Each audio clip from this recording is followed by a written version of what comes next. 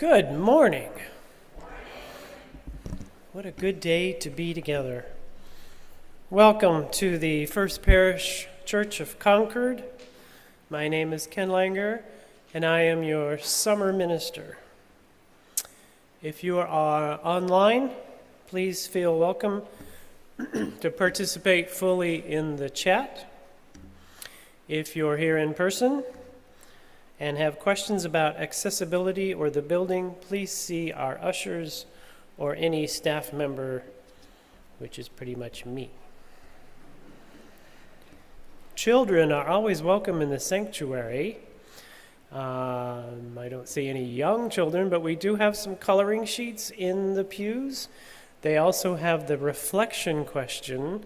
So when we get to that point in the service, if you'd like to put a comment on there, I've been hanging them up here on the hallway out here for people to see. That includes the drawings and colorings, if you want to have that hung up for people to see. That coloring sheet is this is last week's, but it's a white sheet like this and has the question at the bottom. We also have connection cards. If you'd like to know more about us, please fill that out and put it in the offering. And we also have a Joys and Concern card, the orange one in your pew. If you have anything you would like to share with the congregation, please fill that out and we will collect it before the sermon. Our COVID precautions are masking in the building, distancing as you wish, and increasing our ventilation. And we are glad to be a highly vaccinated community. Today we have special guest Kristen Moore on violin, Robert Brazil, is that correct, on piano, and as always, the master of the keyboards, Eric Haneke. Today is Sunday, July 31st. I have the wrong date here. It is Uncommon Musical Instrument Day. Yeah, there you go. Anybody heard of a serpent? Big giant? Yeah, you know, the musicians know. August 1st, tomorrow, is a pagan holiday sometimes called Lammas or Lunasa, depending on your tradition. The theme for today's service is the myth of the straight line. In this church, we do not ask everyone to look the same, think the same, believe the same thing, or identify in the same way. What we do ask is that we respect the worth and dignity of each individual in our words, our deeds, and our actions. Unitarian Universalism lifts up the believer rather than the belief. All who believe and love are welcome here. I invite you now to take just a moment to greet your neighbor, especially if it's someone you don't recognize, and wave to our online friends.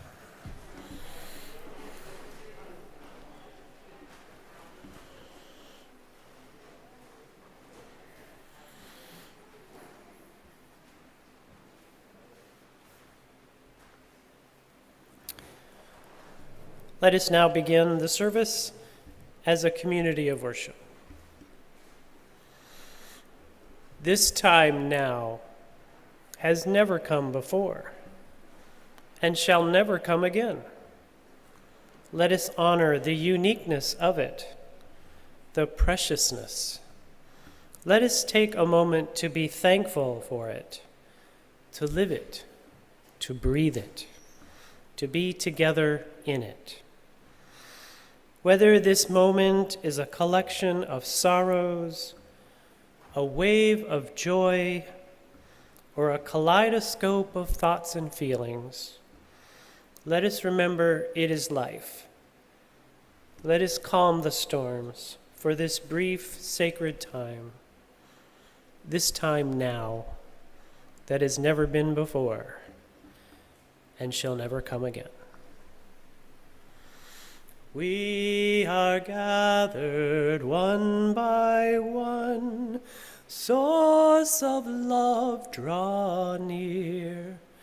We are gathered all as one, all are welcome here.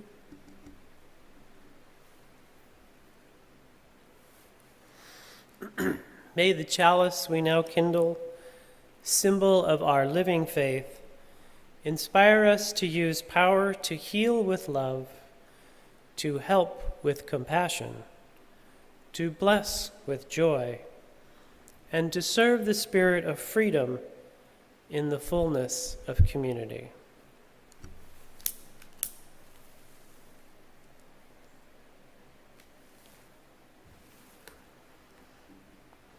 Please join me in the chalice lighting response in your order of service. May the chalice we now kindle, symbol of our living faith, inspire us to use our power to heal with love, to help. I just did that. That's the wrong part.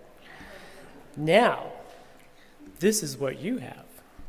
O flame of our faith, open our hearts and fill our bodies and souls with persistent thought. Enliven our spirits and engage us deeply in this life of ours, this sacred, essential moment now. From the fires of each heart, to this chalice we impart many sparks to one flame, giving hope to us again. You do remember my sermon last week was about imperfection? Just reminding you. Yeah, okay. Please join us in body or spirit to rise as we sing together hymn number 323. 323.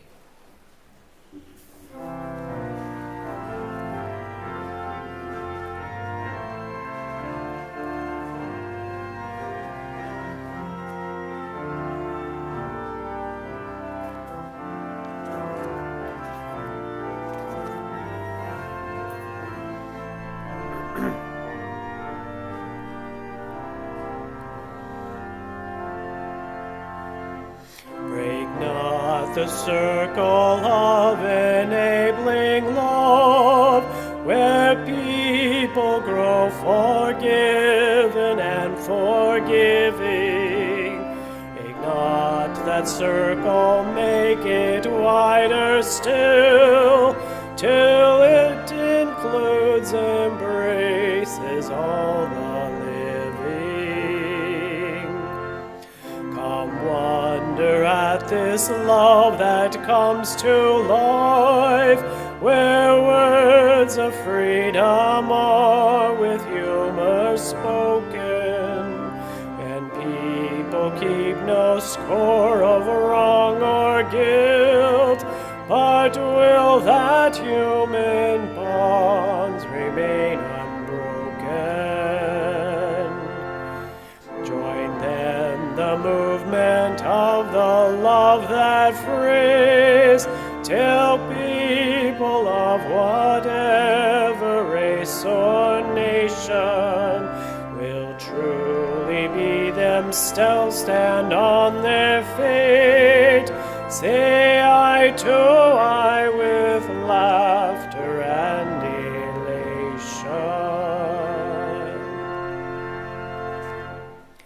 elation. Please join me for a responsive reading, number 670. 670.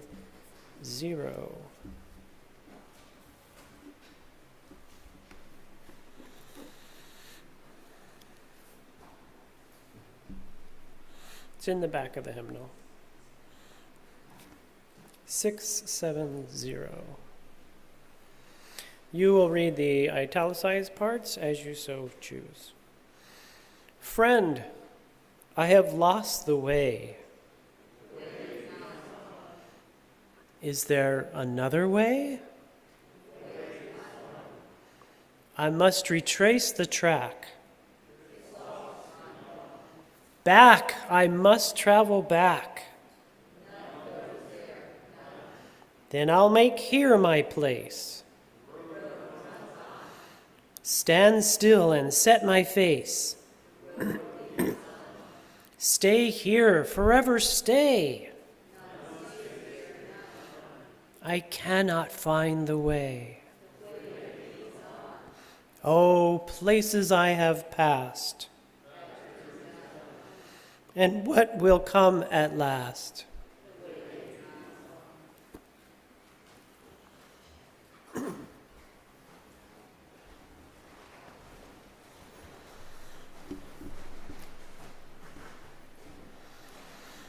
I have two readings for you today. One is from Pat Conroy, an author. He writes, "No story is a straight line. The geometry of a human life is too imperfect and complex, too distorted by the laughter of time and the bewildering intricacies of fate to admit the straight line into its system of laws." And my second reading is Serpy the Snake, a story by Rajiv Tambe. Now, Serpy was a snake who slithered through the forest. And of course, he slithered back and forth. And one day he said, "Now, why am I doing all this slithering when I could just go in a straight line and get there faster, easier?" As much as he tried, he couldn't move in a straight line.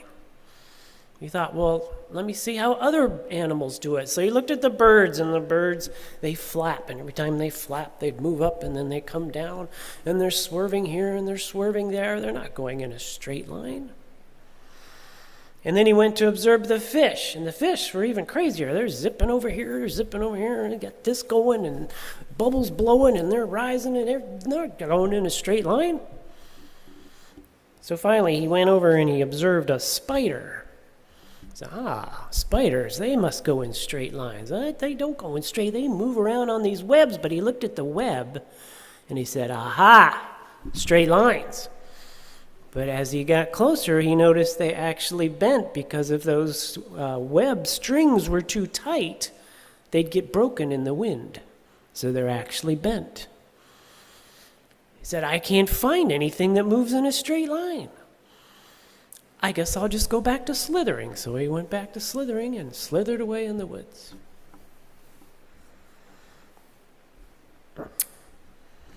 Our musical are we in the offering? Yes. Our musical offering is Sonatina, Opus 137, the Andante movement by Schubert.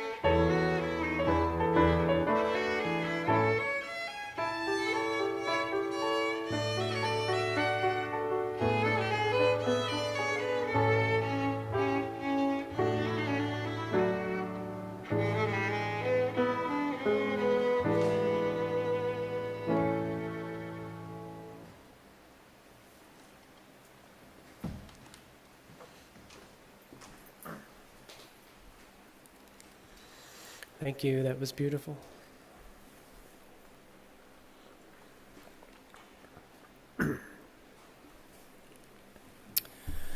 This is the second in a series of 4 sermons that I am giving this summer on themes from a book I've written called The Emergence of God, the Intersection of Science, Nature, and Spirituality.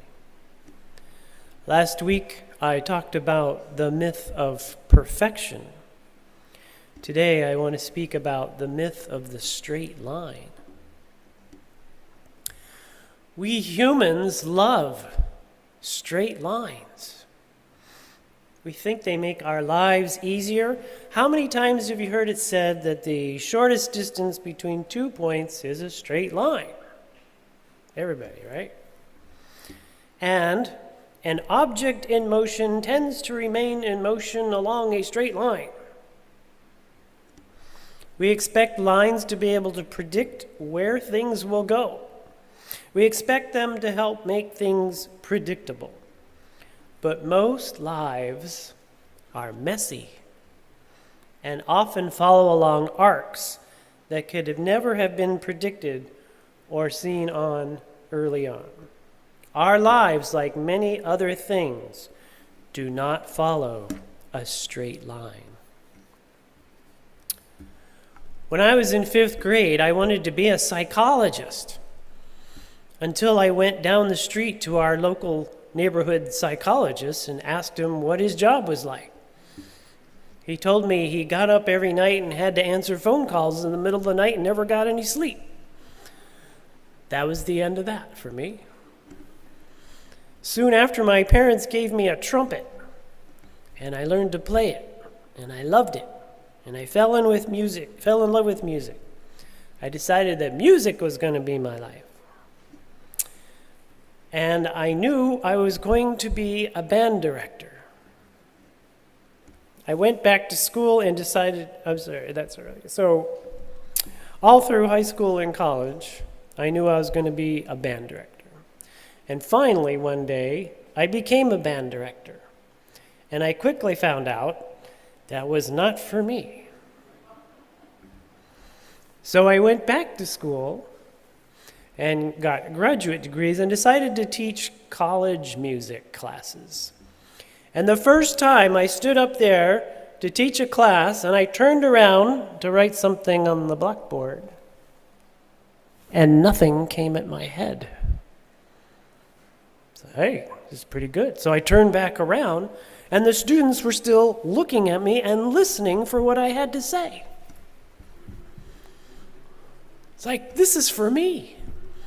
So I taught college music for over 20 years. But all that time when I wasn't studying music, I was studying religion. And even though I enjoyed my college teaching days, something nagged at me and said I wasn't quite doing what I really wanted. So when I had the chance to jump into the ministry, I did. And here I am. So life very rarely follows along a straight path. Last week I talked about a very dangerous idea that is often used in children's stories, which is that all you have to do is get married, and then you will live happily ever after. Really? There's a variation on that story that we tell our teenagers, which says basically, if you go to college, choose a career, get a good job, buy a house, raise a family, you will live happily ever after.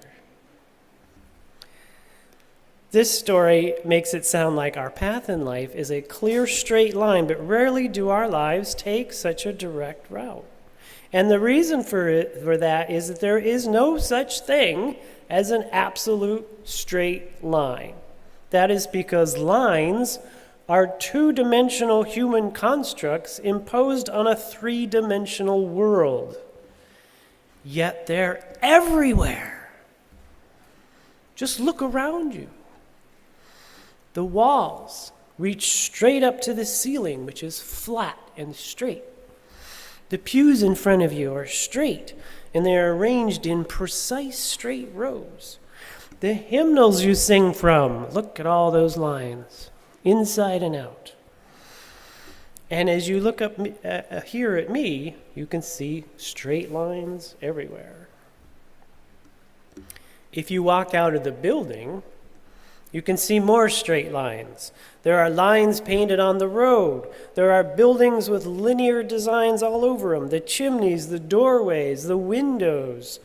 And there are long and tall poles, electrical cables, phone towers, and signs. A lot of geometrically shaped signs with all kinds of lines painted on them. But did you notice something about all those things I just mentioned? They're all human-made objects. The British architect William Kent once said that nature abhors a straight line. Nature doesn't abhor anything, but you get the point. It's clear that straight lines are not natural. We may claim to see straight lines in nature, such as when we look at the Earth's horizon or at the surface of a crystal, but usually those things are part of an illusion. The horizon we see at the ocean or at a prairie sky is actually a very tiny part of a large circle. And though the molecules of a crystal may line up together, those lines are usually fractured and uneven, and the molecules that make them up certainly have no straight lines themselves. Nature abounds in curves, spirals, and fractals, but not straight lines. And the reason for this is that curvilinear shapes allow for growth, expansion, and creativity, while straight lines rarely do the same. Just behind me, perfect example. You see a piece of art with a column with plants or surrounding it. The column, a human-made construct, is full of straight lines, but the plants around it are full of curves, and they circle around the column. The flowers and vines appear to be growing, but the column does not. Lines are used to make clear and distinct separations. Lines make divisions. Lines imply cause and direct. Lines make it seem like things must be either this or that. But nature doesn't work that way. Everything is made of spectrums of change. You can find examples of these things that seem to be in opposition, but are really the endpoints of a process of change. When exactly does day become night? When it's totally dark? Is it ever totally dark? When exactly does someone become old? My daughter, on many occasions, likes to remind me that I am old. Whereas my friends at the coffee shop I go to say that I'm young. Do you really think, what about mind and body? Where does the mind end and the body begin? Do you really think my mind cannot influence my body, or that my body does not affect my mind? There are no clear lines between these things. How you define any of these polarities depends on the relationship to whatever you are comparing them with. Lines create the appearance of separate but false dyads. Day and night, young and old, mind and body are just a few of the many things we try to divide, but which are in reality just opposite poles of a long continuum. Here's another example. Science and religion. There have been many heated battles between scientists and theologians claiming that each knows the truth, but it is possible that the truth is both religious and scientific. Both have value and significance. Science can help bring us safe and nutritious food to our tables, but it cannot add significance to that meal in the same way that a Seder, a Eucharist, the end of Ramadan, or a Sunday family dinner does. Science teaches us about life, while religion teaches us how to live. Science and religion are not binary dyads represented or separated by a clear, straight line. They are more like 2 points that hold up either side of a cosmic hammock with lots of intertwining strings between them. The straight line we impose in our thinking can cause a lot of trouble because it creates division where separation might not actually exist. Lines can also create square boxes. Boxes can then be moved and stacked so that some things become higher or take on greater significance than others. Boxes create false classifications that may be convenient for labeling, but which do not reflect reality. Consider all the packaged labels we add to such things as gender, sexuality, religious perspective, race, class, political affiliation, and I could go on and on. All of these things fall within a spectrum of possibilities, yet we insist on locking people into one definitive end or another. We know that gender identity exists on a spectrum, with people who experience their own gender in a complex variety of ways, and that those ways can be expressed in a complex variety of relationships. We also know that years of trying to force that spectrum of sexuality and gender into 2 distinct boxes has caused harm and suffering. The same can be said for race, class, and so on. The distinctions and labels made in each one of these areas are designed to separate and prioritize one classification over another, and in each case, those hierarchical divisions are false. The problem is that we like our little boxes and the lines that make their separation possible. They make thinking easy. All we have to do is throw something or someone into one of those boxes and be done with it. Aha! I can see that this person belongs in the purple box. And I know that all purple people are mean, never eat tuna fish sandwiches, and drive cars with square tires. We love our lines because they make it possible to make quick judgments about people and things. Instead of taking the time to really know and understand someone, we just look at the label posted on the box before they're shipped away to their proper category.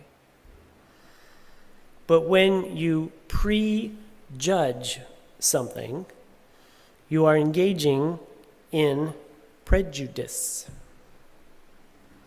At the same time, you are limiting yourself from the possibility of encountering a unique person and a novel experience.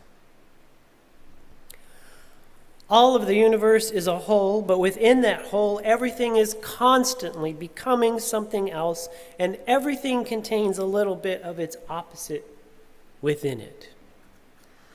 Nothing is purely one thing. Classifications are false. Straight lines are an illusion. We are all wonderfully beautiful evolving, squishy blobs of uniqueness, swirling about in an even greater and more beautiful blob of creative wonder.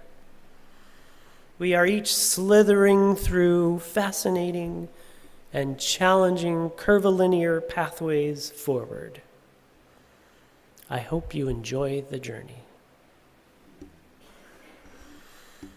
In the name of that which you hold sacred in your heart, may it be so.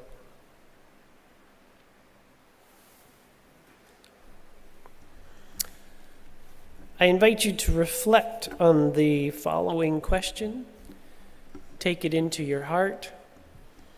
There's the paper in your pews if you'd like to write a response. If you want to share it, leave it. It'll be collected after the service. And the question is this: where do you find false straight lines in your life?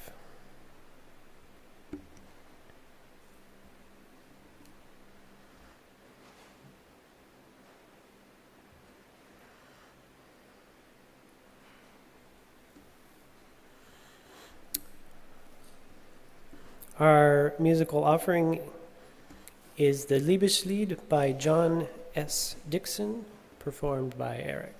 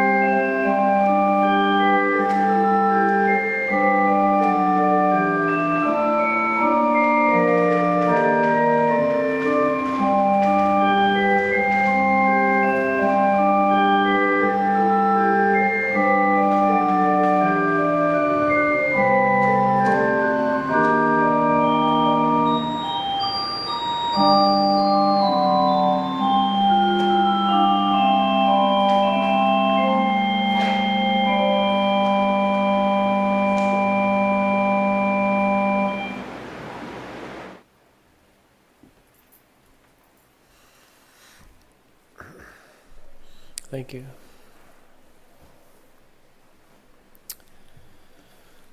I forgot to ask if we could collect the Joys and Sorrows cards. Was there any of those cards? Nope. Okay. Ours is a spiritual community of compassion where we find meaning and connection together. We take this time to share our concerns within the support of this beloved community. I have not anything to share with you this week, and we don't seem to have any cards, so everybody is healthy and happy, which is great. If you would like to offer prayers, encouragements, or other forms of care for those who have lifted up, please visit the Pastoral Concerns table at coffee hour or contact a member of the pastoral care team. And we have, who's here on pastoral care? One? Okay, so reach out. I invite you at this time to call out the names of those who you hold in your heart, whether in joy or in sorrow.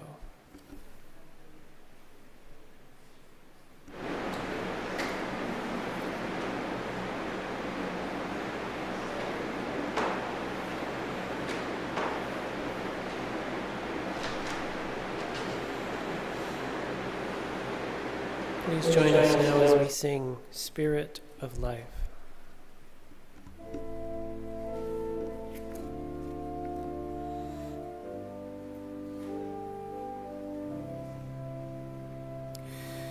Spirit of life, come unto me. Sing in my heart all the stirrings of compassion. Blow in the wind, rise in the sea, move in the hand, giving life the shape of justice. Roots hold me close, wings set me free. Spirit of life, come to me, come to me.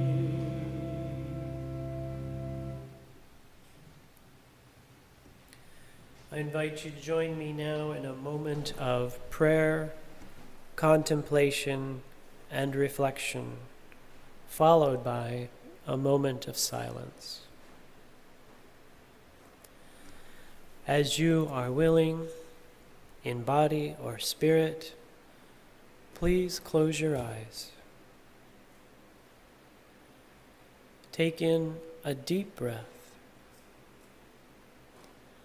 and let it out. Concentrate on your body. Let it become relaxed from your head downward to your toes. Calm your thoughts and be present. Open your heart so that you may feel love and that you may share love. Finally, connect yourself with your own sacred principle. Spirit of life, creative presence, energy of being, sacred one, be with us and hear us. May we hold in our heart those whose joys and sorrows remain unspoken. May we continue to hold in our heart the people of Ukraine.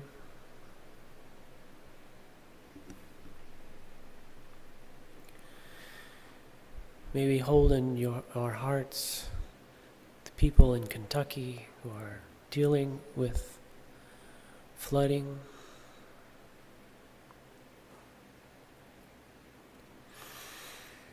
And may we hold in our heart all those joys and sorrows in our hearts.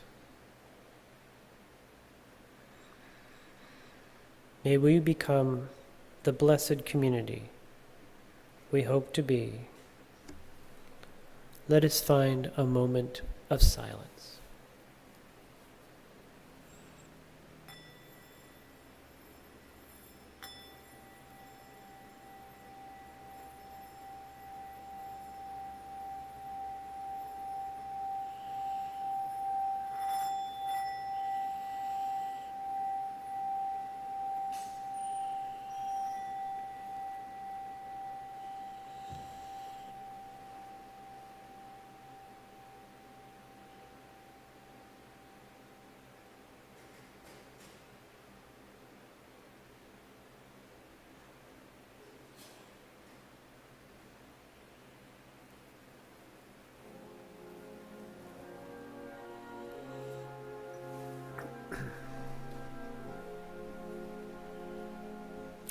Find a stillness, hold a stillness, let the stillness carry me. Find the silence, hold the silence, let the silence carry me. In the Spirit, by the Spirit, with the Spirit giving power, I will find true harmony.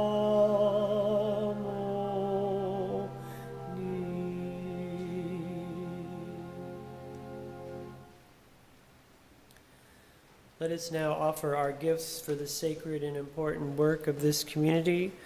You can donate, here in person or online. If you are a visitor here at First Parish, please consider yourself our guest and save your donation for when you get to know us. Our music is The Pavan by John S. Dixon, performed by Eric.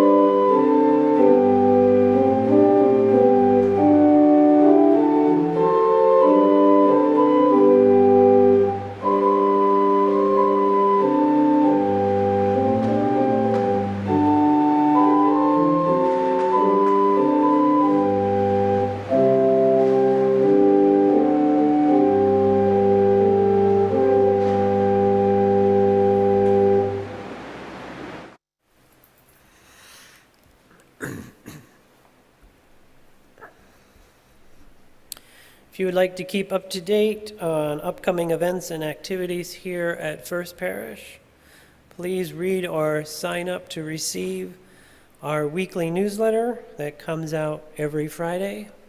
I believe you can do that online. Please join us for coffee outside together. We'll be out there on the outside porch out there. There you will find information about the worship sharing circle and a welcome table for anyone interested in finding out more about us. The easiest way to join is to exit this side door after the service or the front door and to the right. Please rise in body or spirit and join in singing our closing hymn, number 148. 148.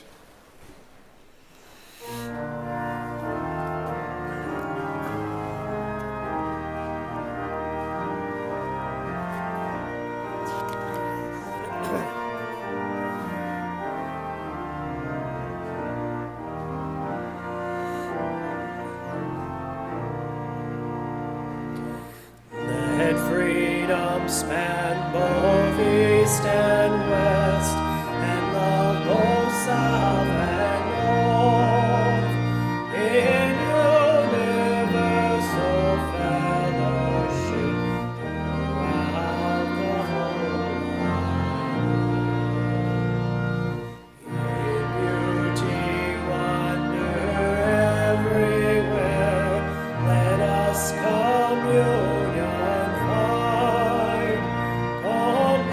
Compassion be the golden goal of guiding humankind. Beyond all barriers of race, of color, caste, or creed, let us make friendship human will, our common faith and deed.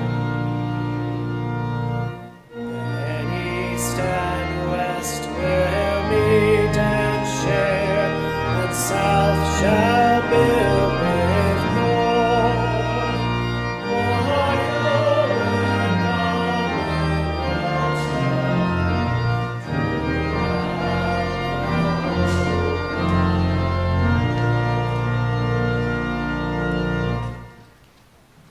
My friends, go in peace and return to beauty.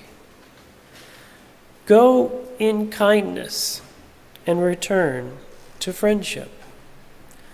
Go in love and return to compassion. Go in hope and return to wholeness. Go in faith and return to sacred community. May it be so.